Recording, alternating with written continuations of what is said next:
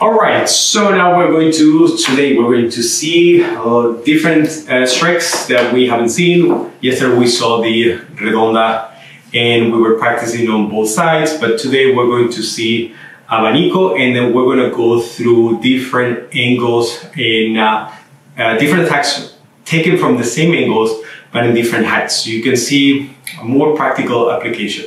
So the problem with having basic strikes is that, yes, it gives you a common language that you can use with someone, right? You can say, okay, throw me a number one, throw me a number two, and you know exactly what the other person is talking about. I mean, if you practice the same system, because you know that when you practice, for example, Filipino martial arts, yes, there are 12 angles in almost most of the systems at least that I know of, and with some exceptions, they're pretty much all different, right? So again, these 12 basic or 13, in our case we have 13 angles, you are just talking about the common language. That's it. But obviously the bad part is not actually a bad part, but the downside of that is that obviously if you get used to training only those, you are constrained to something that is not real. What do I mean by that? As I said in a prior video, can I strike all the way through horizontally to the head? Of course I can. It's just go like this and that's it. And then obviously you need to adapt to that. Now, the way that you're gonna deflect that, it might be a little bit different because I'm not coming 45 degrees down nicely. I'm actually going all the way through. And then obviously, instead of angling to strike the strike like this, you better be a little more vertically so you can strike a little bit better. And obviously, you can forget about redirecting. You could, but it's going to be very difficult to have you would have to have like an excellent timing for you to be efficient at redirecting that type of strikes, right? So always prioritize in those cases, get away from the strike. But now, once I've said that, as I said before, there are different attacks that you can do that are not comprised within the 12 basic strikes. So I'm going to actually start with the ones, and I'm actually going to use just one stick for a while, and then we'll see if we can use the other stick later. So the first one that we're going to see is abanico. Got it? Now this and this is called abanico, this motion, right? So when you see it in the beginning, a lot of people just twist the wrist, but it's actually more of twisting with your body. As you see, it's always better to use these mechanics by using your body than just doing this with your hand, right? Because as you see, your hand can only reach so far. Like for example, I'm facing you and I'm not pointing at you. Why? Because obviously my wrist would have to bend super a lot to be able to do that. And at that point, it's not going to be efficient, okay? So to reach that center point, I would have to actually angle. Now, as much as you can, although I'm doing that, you have to avoid getting out of the way. You have to get as close as possible to the center. What do I mean by that? If your elbow's in this position, let's call this the center, you don't want to move too far away to strike and go far away to the other one. You actually want, as much as you can, to actually minimize the movement of your arm side to side. Okay, yes, you can move because obviously it's going to be difficult to do it just by moving to the center, I mean, staying to the center and depending on the wrist. But as much as you can, again, you have to make sure that you move your body too, okay? So, I've been told that this is not actually real, but I'm going to explain the difference that I learned in the beginning between two concepts that in Filipino martial arts are called loptik and witik. So this is what I learned, but I've been told by Filipinos that actually that's not a real thing, that there's no distinction between one and the other one. Again, I'm going to explain just the concept. The concept is going to be one, you strike and go back, and the other one coming all the way through. Got it? What I learned is that this is witik, striking coming back quickly, and loptik is going all the way through. Now, why is that useful? Because this is more of a witik motion. You strike and strike to the other one, but you don't strike all the way through and strike all the way through. It's more 1, 2, that's it, got it?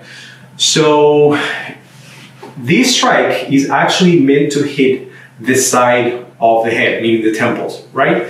So to hit that, you actually don't have to move your face, your wrist all the way through. You don't have to go all the way through to do this. You can do it from here. It's actually even more efficient. As I said before, everything will depend on your twisting. But once I've said that, you have to be careful with your own face, of not striking your own face when you do this. And for that, you really need to twist and keep this tight.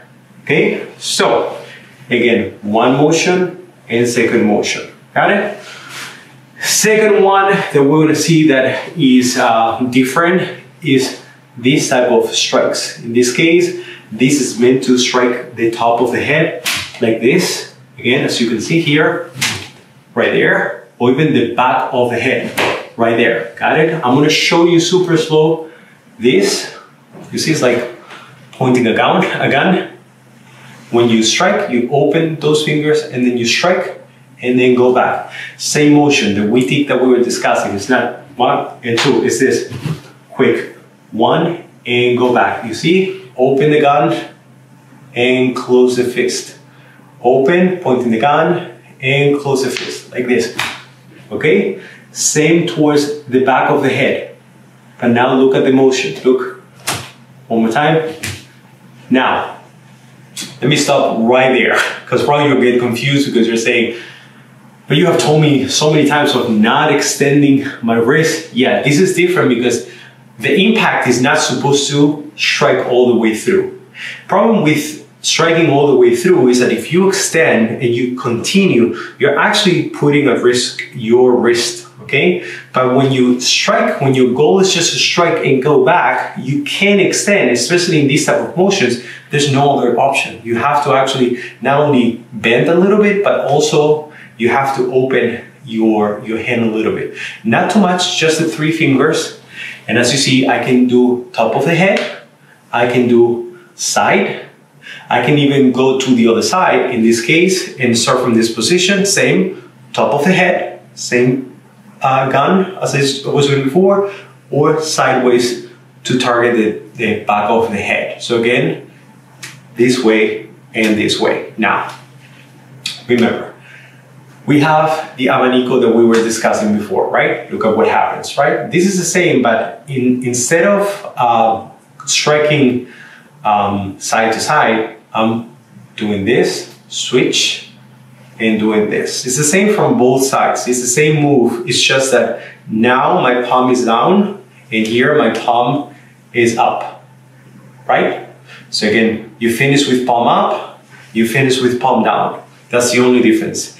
And again, the finger point that I was describing, like a gun, 1, 2, change, 1, 2, okay? You can also target the back of the head, same motion, you see? This is this, and same on the other side, here, side of the head, and back of the head, right there, right there, right there, okay? So again, 1, 2, and 1, 2. So if you look with the footwork, it should be 1, 2, change, 1, 2. Back of the head now, 1, 2. Back of the head here, 1, 2. Okay, you see that I strike and go back. So again, the entire thing, abanico, 1, 2, twist and twist. Now top of the head, this, top of the head, on the other side. Side of back of the head, here, back of the head from the other side, right there. Got it?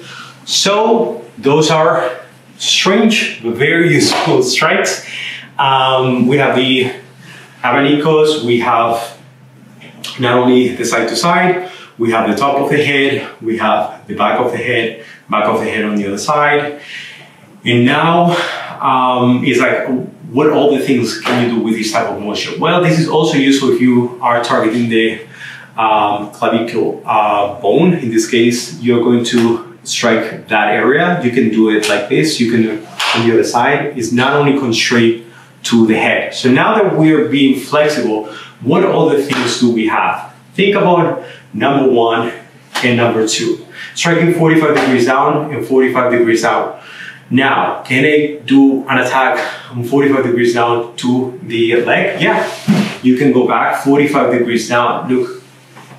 45 degrees down to the leg. You don't have to be constrained towards that. Can you do 45 degrees down to the other leg? Same thing as before. You can also do it 45 degrees down to the other leg. You can also do 45 degrees down to the chest, striking to the chest, striking to the other side of the chest.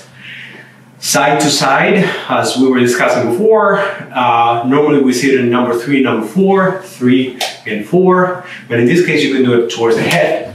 You can do it even towards the hand. Sometimes you will encounter that the hand is coming in a certain direction, and then you can strike the hand. You can strike the hand towards the other side, and that's going to be a horizontal strike. Can you strike the legs horizontally? Of course, you can do it horizontally. Got it? So keep that in mind, and I would say actually start looking for the different heights that we were discussing and practicing each height all the moves that you have done. Meaning horizontal, 1 and 2. Okay, now I'm going to go horizontal to the chest, 1 and 2. I'm going to be horizontal as it is 3 and 4, 3 and 4. Now horizontally towards the legs, 1 and 2. Okay, now let me start with 45 degrees down to the head, 1, 2, 45 degrees down to the chest, 1, 2, 45 degrees down towards the ribs, 1, 2, 45 degrees down towards the legs, 1, 2. Now 45 degrees up, okay, 1, 2, that was to the head, 45 degrees up to the chest, 1, 2, 45 degrees up to the ribs, 1, 2, 45 degrees up towards the legs, 1, 2. Okay, now think about all the moves that we have. Also think about vertically that we were describing the circles. In this case, you can describe the circle to the face. You can describe the circle again to the bones. You can strike the circle towards the hand. You can strike the circle towards even the leg. You can angle and try to strike the leg as well. Okay. You can also practice the thrust that you were practicing before in different motions. You not only have to be constrained with this. Yes, you can go face, chest, ribs. You can even go upwards as well, which is something that we see sometimes at number 5, right? But you can also do towards the balls, right there, got it? But you can also take advantage of those motions and combine with other angles. Like for example, why not to do a 45 degrees down with the end of the stick, with the thrust, to the face. Go like this and go like this. Why? Because it's going to be very difficult to stop, but also it could be off of a counter. It could be I strike the strike and I came back in a different angle. I don't have to be constrained to this all the time. I can go like this and surprise the other person by striking down, which is going to be more difficult for the other person to defend. And against the other side, I can strike the strike and go back 45 degrees down on an angle. So again, don't be constrained to the only things that you have practiced. Those are good guidance, but you don't have to think about just that, okay? And now the second part of the video, I'm gonna emphasize of that concept of Witik that we were seeing before, and we're gonna go through all the angles. So the first angle, I'm gonna strike 1 and I'm gonna go back. And now I'm gonna go Witik. 2 strike and go back, 2 all the way through. 3 strike and go back, 3 all the way through. 4 and go back, 4 all the way through. 5 strike and go back, 5 all the way through. 6 strike and go back, 6 all the way through. 7 strike and go back, 7 all the way through. Now 8 strike and go back, 8 all the way through. 9 strike and go back, 9 all the way through. 10 strike and go back, strike all the way through. 11 strike and go back, 11 all the way through. Now 12 and 13, unfortunately, it's just going to be a circle, but you can do 1 and go back, and that's it. And now all the way through. And now change. 1 and go back, and all the way through. So repeat this as many times as possible so you get used to using the stick in a different manner. Again, you don't have to be constrained always to your classic 1, 2. You can play around with these motions and then play around with different angles. It doesn't have to be, again, just 1, 2, 1, 2. It can also be 1, 2, 3, 4, 5, 3, and then continue with different angles, different way of moving. Just get used to moving your body instead of just doing this. Use your entire body once you strike, so you get used to applying your power rather than just, again, moving your head around. So the purpose of these, again, think about it. Open your mind to more possibilities. Play around with the same concepts that you know, with the same angles, but now play in different heights. That's the first thing. And the second is get used to using your body when you strike. Little by little. I'm not saying that you have to do it right away, but as much as you can, try to make a habit of using your body, even if you go this low. And again, start using more different type of angles, even if it's not what you have seen in the 12 basic strikes, okay? So as usual, have fun, that's the most important thing. Train as many times as possible, repeat, repeat, repeat.